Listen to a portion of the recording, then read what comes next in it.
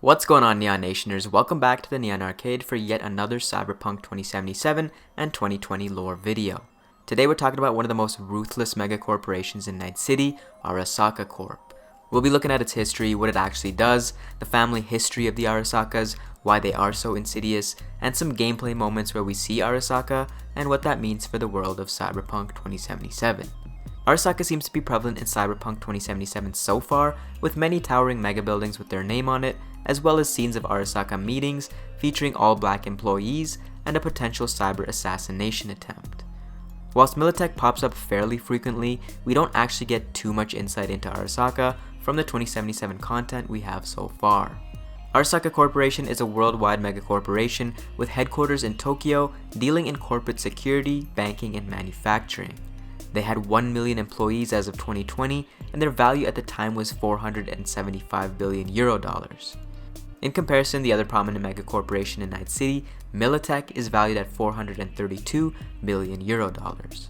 Arasaka is most likely a reference to Arisaka, a style of rifle produced in 1907 by Colonel Arasaka Nariakira. Arasaka wields more financial power than any other single corporation and use ruthless methods to retain their power, including blackmail, extortion, and bribery. They also cover their tracks and dark reputation with cyber assassins and netrunners, the best lawyers, and connections with powerful gangs like the Yakuza. Arasaka itself specializes in protective services and the distribution of their Japanese-made products throughout North America. Founded in the early 1900s by Sasai Arasaka in Tokyo, Japan, the company got its big break leveraging the World War to increase their reach in the world, forecasting that Japan would lose and that they would have to inevitably spread out across the globe. This was spearheaded by Sasai, who was smart enough to diversify his holdings around the world. Had he have doubled down in Japan, Arasaka surely would have perished or taken a crippling market hit. Sasai died in 1960, and his son Saburo took control of the company, who was a former lieutenant in the Japanese Navy. We see Saburo Arasaka as a backstory option in the 2077 work-in-progress demo, so presumably he's still alive in 2077, although he may be old and wrinkly and getting cyber sponge baths on the daily. He's referenced to as a corporate god for his role in creating a powerful division of Arasaka in the Arasaka Security Division.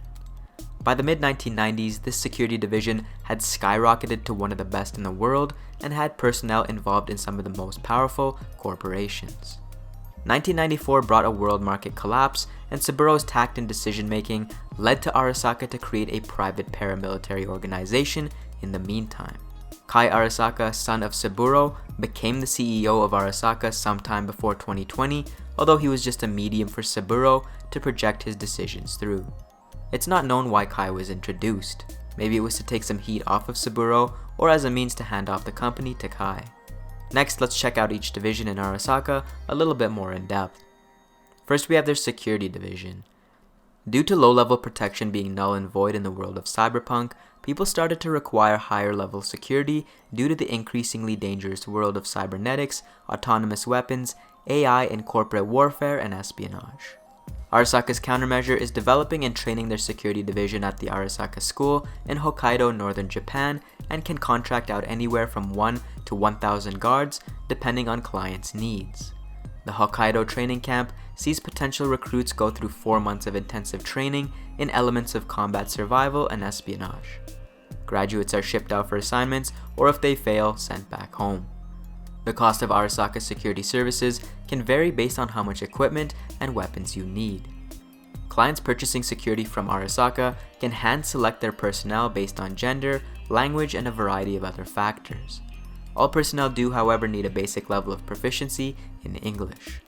Different levels of security can be hired, with some wearing plain clothing to threatening black uniform guards, although each guard will have an Arasaka logo on it.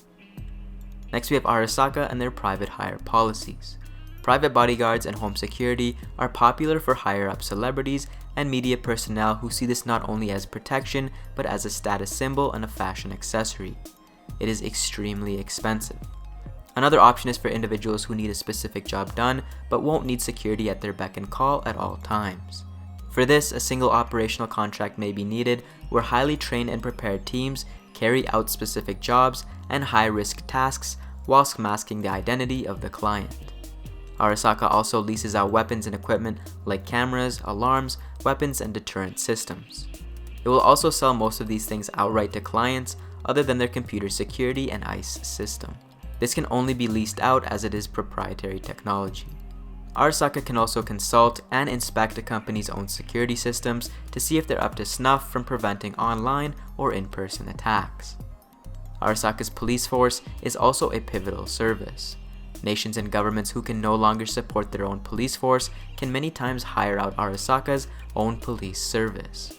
Their training and efficiency is much like their security division, but with more of an emphasis on public rules and interpersonal skills.